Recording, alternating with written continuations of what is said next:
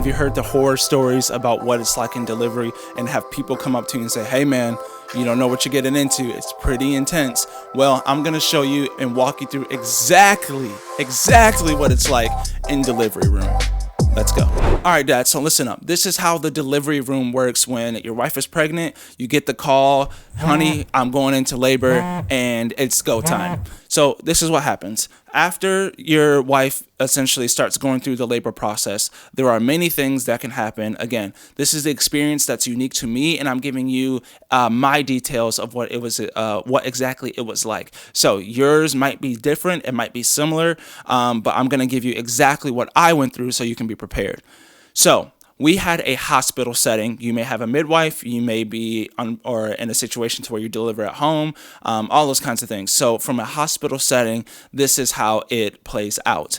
So in the delivery room, before you get there, your wife tells you, hey, it's go time. You drive to the hospital. You go essentially to a waiting room, and the waiting room is called a triage. And what happens is they have to determine whether if your water has actually broke or if your contractions are to a point to where your body is physically going into labor. I want to explain this, guys. Labor does not mean pushing. It's a huge difference. When we think of labor as dads, we think pushing the whole time. So when women say that they've been in labor for 18 hours, we assume that they were sitting there pushing for 18 hours. That is not correct. Labor and pushing are completely different things. Labor is just the process that the body is going through in order to get ready to push out the baby for delivery. So labor can be various different times, and pushing can also be a varying amount of times. However, labor is completely separate and different from actual pushing into delivery. All right, so know that ahead of time. So your wife will be in labor. They have to determine that your wife is in labor. And when they determine that, that's when they say, okay, this is serious. Let's get her checked into a delivery room to be able to kind of start this process. So after they determine, okay, yes, your water has officially broken. It wasn't just pee. You didn't just leak, whatever the case is. They determine that with a couple different tests, right? And if the tests both come back conclusive, that means you checked out and you're ready for delivery. In our case, one test was conclusive and the other was not. So there was this battle of, can we make sure that your water actually broke? And the test was never actually made conclusive, but the doctors could physically see, like, okay, you're obviously, like, the term is called ruptured. It's like your water broke, so we're going to check you in. So after you get checked in, and this process can take, for us, it took a couple hours because all of the inconclusive tests. So this can be right away, or this can be a couple hours, so expect that. Meanwhile, technically her body has been in labor this whole time. So if your water breaks, you get 24 hours in a hospital setting that your baby has to be delivered. So that's why we went in.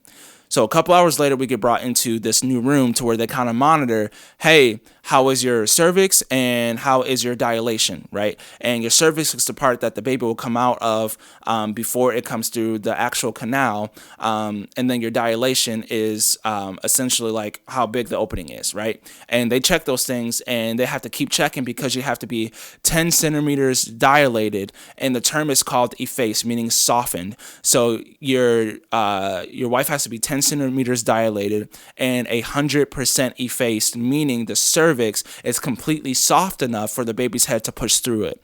If your cervix is not soft enough, the baby won't go through. Okay, so this terminology, again, you can look these things up, but what they look for is dilation, and the term is called effaced. So if once your wife is 100% effaced and 10 centimeters dilated, you're able to push. So that's what they're always waiting for. In our case, my wife was only about, I think, 20 to 30% effaced and 1 centimeter dilated when her water broke. So there was this a medication that she had to take called Cytotec, I believe, and I'll put that on the screen right here. But it was called Cytotec, and what that does is that starts the process of effasion. Now, what that does is it starts to get your cervix ready to be softened. Now, you can take Cytotec once every 4 hours, and depending on how your cervix reacts, you can take multiple up to I believe like 24 hours. You have the ability that if your body's not reacting or your cervix isn't softening to get to that 100% effaced, you can keep going 4-hour rounds. So anytime you take one Cytotec, you have to wait 4 hours before they check again. So we were super blessed that after the first round of Cytotec, the doctors were like, "Hey, you're good to go." And after that moment, then there was the actual there was the triage room, then there was like the waiting room, which is the triage room, then there was like the waiting in labor room, and then there's the delivery room. So there were 3 separate rooms in our hospital. You check in, essentially the waiting room, then the monitoring room of like, okay, are you ready to push yet? And then once that happens, they send you to the delivery room. So after my wife was 100% effaced, after one round of the Cytotec, they check, they say, hey, your cervix is completely softened, you're good to go, and we got switched to delivery room. Now, up until this process, dads were useless. There's nothing happening. There's nothing happening for us. We're an encouragement to our wives. We're kind of just there, right? We're not doing anything yet. We're not gowned up. Nothing's happening. So we're just kind of being there, being a cheerleader, essentially. So we're not doing anything yet. The first few hours are just completely just your presence is necessary, right? So then, once you get into delivery, because now your wife is 100% effaced, and now you go into the delivery side.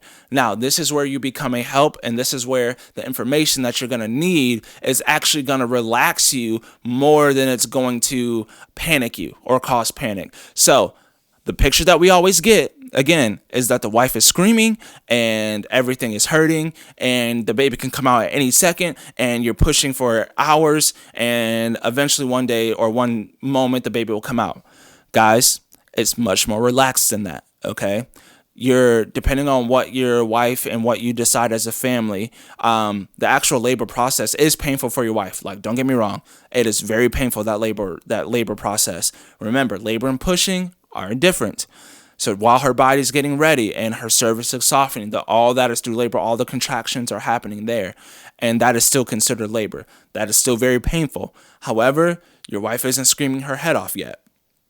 And during this process of delivery, what's happening is during each contraction, they're waiting about 1 to 5 minutes per contraction. So the contractions increase as the baby gets closer to delivery. They hurt more and they're faster and closer together from one another. So when you're in the delivery room, the hospital I was at, they allowed me to assist in actually the pushing and the getting the baby ready and all those kinds of things. So when we got wheeled up to the delivery room, I did not have to gown up. I didn't even have to put on gloves. It was very, very chill and very relaxed. There was not a super amount of pressure to make sure I'm sanitized and take a shower 3 times over. It was none of that. It was like, hey, you want to help, Dad? And I was like, sure, I'll help. And so they had my wife in and they were doing all their little, checks and all those things. But when it came to actually delivery, the way that I was able to assist is depending on what position your wife is delivering in, you will be able to help her. So your wife will find a position that she likes. It's not just the constant picture that you're thinking where they're laying down on their back, there's a blanket over and her legs are spread open and she's only pushing in that way. There are many, many different positions that your wife can give birth in. I did not know this. So whatever position your wife chooses, you will be able to assist her. For my wife, she just kind of chose similar to what you would think, but it's just slightly different. So I was able to assist in just holding a leg, things of that nature. And so dads, what's unique about delivery and what you need to know is that when it comes to pushing, your wife only pushes during a contraction. So every 1 to 5 minutes, your wife will push for about 10 seconds on that contraction. So walk with me on this. The contractions will go, they'll start here, and then the traction will start to elevate up like this. And during that elevation, there will be a certain level that the contraction hits that your doctor will say, okay, you ready to push? And during that high contraction point, while it's up here, your wife will push for 10 seconds, 10, 9, 8, 7, 6, 5, 4, 3, 2, 1. That contraction will start to die off. And then you wait another minute, 2 minutes, 3 minutes, 4 minutes until the next contraction happens. And when the next contraction happens, the wave's coming through, it starts to elevate. push 10 seconds, hold the push, and then it'll come back down and you wait for the next contraction. It is not a continual push, all right? And this process, again, can go for 10 minutes. It can go for an hour. In our case, it went for 4 hours. So some people go for 10. This is the most exhausting and most painful part about pregnancy. And if you have an epidural, that helps a lot. Again, depending on how you feel about those and your personal take, that's completely up to you and your family. But just giving you a warning ahead of time, or a inside look to it. I will say, after my wife received an epidural, there was a lot of relief of pain, which was amazing. It made it tolerable for the whole situation, and our baby turned out okay. So again, completely up to you, your choice. If you're like, hey, I want to go natural, please do that. Remember, your family, you're the husband, and you're the wife, and whatever's best for your baby. If those three things align, that's the right decision for you guys. It's not what the experts say. It's not what, your mom says. It's none of those things. If you the husband, you the wife, and it's best for your baby, if those three things align, you are correct. And that should be the decision that you take. So for delivery, again, that kind of wave, you just rinse and repeat that process of waiting for a contraction. You hold it, you push, and then it goes down. So what you're looking at and what you're kind of able to see is, obviously you can see the whole thing. You can see everything. And what kind of happens is, you'll see the baby. You'll start to see like a little head, and then he'll push, and he or she will kind of just like centimeter by centimeter will inch his way out of the canal until he or she is born into your hands. And the whole process is literally just the same. You wait, you push, the baby kind of moves a centimeter, then you wait. You push, the baby moves a centimeter, then you wait. And during that part, depending on how strong your wife can push, and how smooth the delivery goes, that process is, 10 minutes, an hour, 4 hours, 10 hours, just depends. So that's pretty much what happens during delivery. And then once your baby is out, again, this is a hospital setting. So once your baby is out, the doctors will be able to come in and essentially they'll hand the umbilical cord over to you. They'll have two little things snapped on the outside of it, and you will cut in the middle of it. It is an interesting texture. It's like a wet rubber hose, kind of gummy in a way. I don't know how to explain it, but it's just one of those things you have to experience. So they're clipped, and then you just cut in the middle, so you can't miss, you can't mess up. They're very good about that. So yeah, I cut my son's cord. I will tell you, if you are queasy about bloods and fluids and all that kind of stuff, like maybe grab a seat. I will tell you, for the most part, they tell you that they make you sit down. But I stood up for a lot of it just because I'm not queasy at those things. I don't have a weaker stomach in that area. I'm super blessed in that way, to where I can handle blood and fluids and like all that kind of stuff. It just simply doesn't bother me. It actually doesn't faze me even a little bit. So I kind of enjoy those things. And so I was able to, be in the room, have that process, not get lightheaded. I ate plenty of food, drank water. So I was good to go. So I was able to cut the cord. The baby was out, and then the baby gets put onto the mother for skin to skin. So as soon as the baby's out, they barely wipe him off or barely wipe her off, and they immediately give the baby to the mother for skin to skin. All right. And that's pretty much the whole process of delivery. And then they do all their hospital things, to where they'll they'll check his blood, check his eyes, check his height, check his weight. All those just kind of tests and things. Beware, depending on, what you guys choose to do as a family. Again, I always say, whatever, if your husband, your wife, and the baby, if all those three things align, that's the right decision for you. So whatever you decide to get medically done to your baby, completely up to you. But be aware that you, as a father, if your baby's getting poked or pricked in whatever kind of capacity, there will be a part of you that's like, please stop touching my baby before I punch you in the face.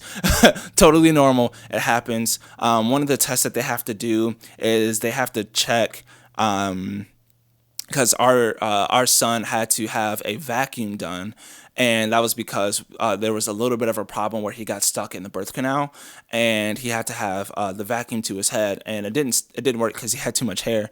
But essentially, they had to check his blood to make sure that he didn't have any hemorrhaging right in his brain. So they had to prick his foot to get his blood levels and to see maybe if there's oxygen. I don't know really how it works. I'm not a doctor, but essentially I have to prick his foot for blood to be able to test and see, to make sure everything was going okay there. And every time they would prick his foot and he would start crying, it was just like, I am gonna literally take whatever thing I can find and throw it at this poor nurse. That's kind of how you feel a little bit during those times, because your child was just born into the world and you're like, they're already experiencing pain. Like, this is dumb. This is a dumb game. Why do we do this? But of course, you know it's for the best, and you want to make sure those things are good. And yeah, so just be aware of that too. So that's pretty much it, how it goes for delivery. If you have questions, you can leave it in the comments below. But like I said, there's a few things that you're just not aware about until you're thrown into it. And yeah, for the majority, I gave you all the things that kind of shocked me and that I was not really prepared for or no one told me about. And that was my experience. Your experience will be different. So just so you're aware. And if you enjoyed this video, then I'm going to put one on the screen that is explaining essentially all the things that no one has told you about becoming a dad.